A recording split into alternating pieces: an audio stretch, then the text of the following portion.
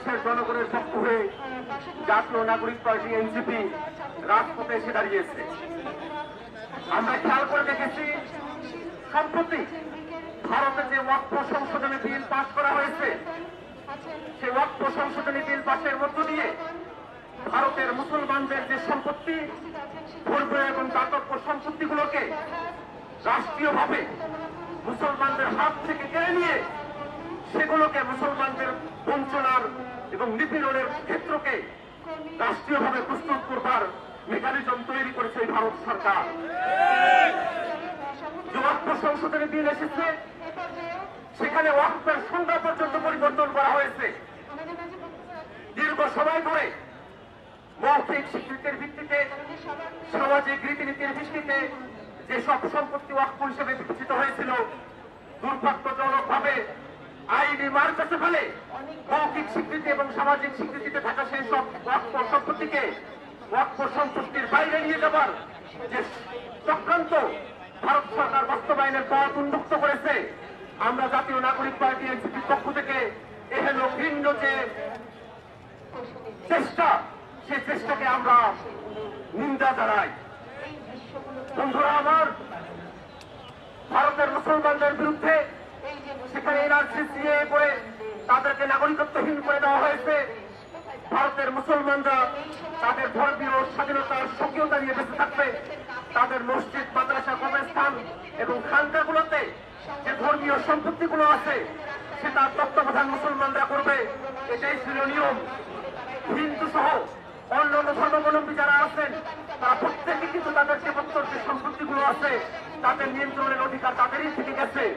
কিন্তু মুসলমানদের যে সম্পত্তিগুলো আছে সেই ধর্মীয় সম্পত্তিগুলো নিয়ন্ত্রণের অধিকার মুসলমানদের হাত থেকে কেড়ে নিয়ে সেখানে অমুসলিমদেরকে ইনক্লুড করবার যে সিদ্ধান্ত ভারত সরকার গ্রহণ করেছে, আমরা বাংলাদেশিরা, আমরা জাতীয় নাগরিক পার্টির লোকেরা আমরা মনে করি এটা নিতান্তই বৈষম্যমূলক এবং ভারতের মুসলমানদের জন্য নিপীড়নের আরেকটি পথকে তার উন্মোচন করেছে।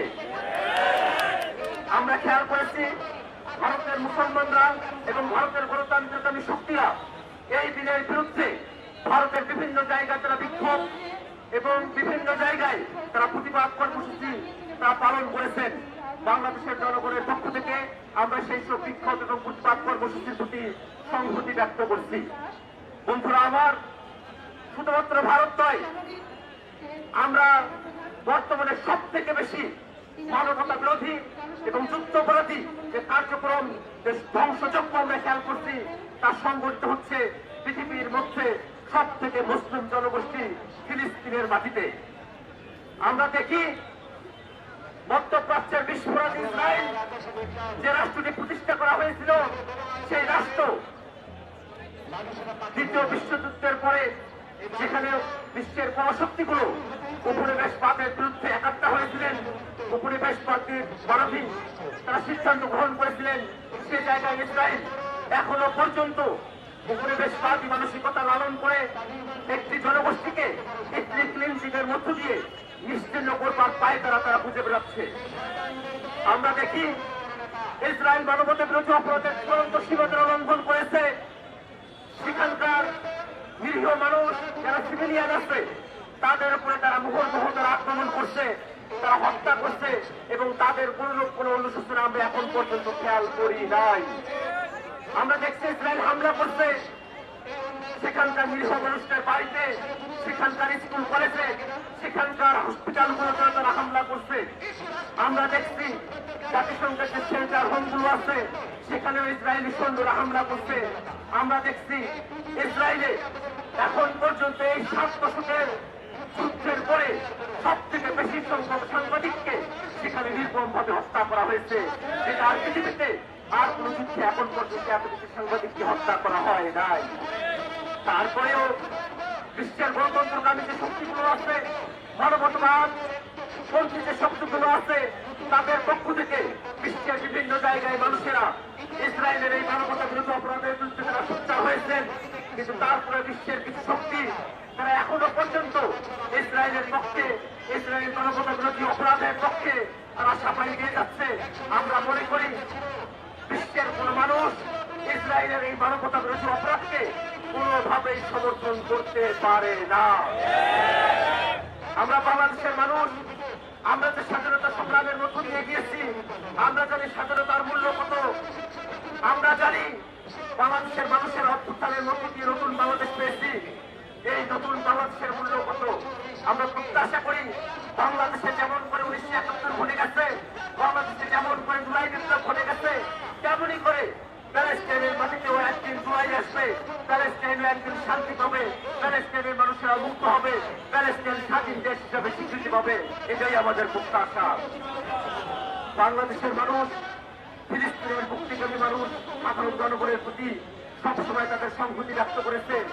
আমরা আন্তর্জাতিক সম্প্রদায়ের কাছে আহ্বান জানাবো, অবিলম্বে প্যালেস্টাইনে ইসরায়েলের গণহত্যা বন্ধ করতে কার্যকর পদক্ষেপ গ্রহণ করতে হবে।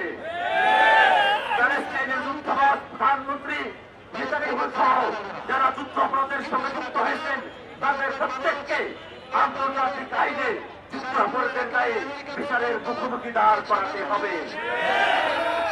সেখানে যেন শান্তি চুক্তিবহ জনমত থাকে, প্যালেস্টাইন রাষ্ট্রকে আন্তর্জাতিকভাবে মুক্ত স্বাধীন রাষ্ট্র হিসেবে স্বীকৃতি দেওয়া হয়। এই আহ্বান আমরা বিশ্বের প্রত্যেকটি দেশ এবং সম্প্রদায়ের কাছে রাখতে চাই। আমরা বিশ্বাস করি বিশ্বের প্রত্যেকটি গণতন্ত্রকামী শক্তি, মানবতাবাদী শক্তি প্রত্যেকেই প্যালেস্টাইনের যে স্বাধীনতার সংগ্রাম, সেই সংগ্রামের প্রতি তারা তাদের অকুণ্ঠ সমর্থন ব্যক্ত করবে। বন্ধুরা আমার, আমরা বাংলাদেশের প্রেক্ষাপটে বলতে চাই, যতদিন পর্যন্ত প্যালেস্টাইনের স্বাধীনতা না আসে, প্যালেস্টাইনকে স্বাধীন রাষ্ট্র হিসেবে স্বীকৃতি না দেওয়া হয়, প্যালেস্টাইনের মানুষের গণহত্যা থেকে মুক্তি না পায়, ততদিন পর্যন্ত আমাদের স্বাধীনতার শপথ ইসরায়েলের সাথে বাংলাদেশের কোনো বন্ধুত্ব হতে পারে না। ইসরায়েলের সঙ্গে বন্ধুত্ব করে বাংলাদেশে যেসব গোয়েন্দা তৎপরতার জন্য যেসব যন্ত্রপাতি কেনা হয়েছে, আমরা মনে করি বাংলাদেশের স্বাধীনতা সার্বভৌমত্বের প্রতি এইসব গোয়েন্দা তৎপরতার যন্ত্রপাতিগুলো হুমকি স্বরূপ এবং বাংলাদেশের স্বাধীনতার প্রতি চূড়ান্ত অসম্মান ব্যক্ত করে।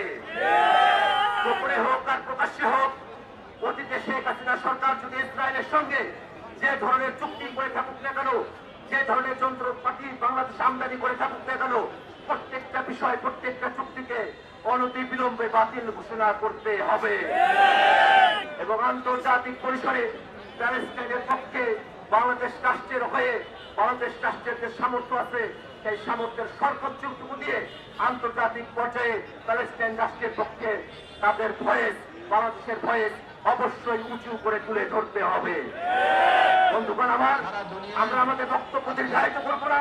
আমরা শুধুমাত্র এটুকু বলবো, বিশ্ববাসী আপনারা দেখুন, ভারতের মুসলমানরা যারা আছে এই সংখ্যালঘুদের উপরে ভারতের যে সরকারি দল আছে তাদের যে নিপীড়ন চলছে, এই নিপীড়ন যদি চলতে থাকে, পৃথিবীর মুক্তিকামী মানুষেরা, পৃথিবীর সংখ্যালঘু সম্প্রদায়ের মানুষেরা কোনোভাবেই তারা আর শান্তি ফিরে পাবে না।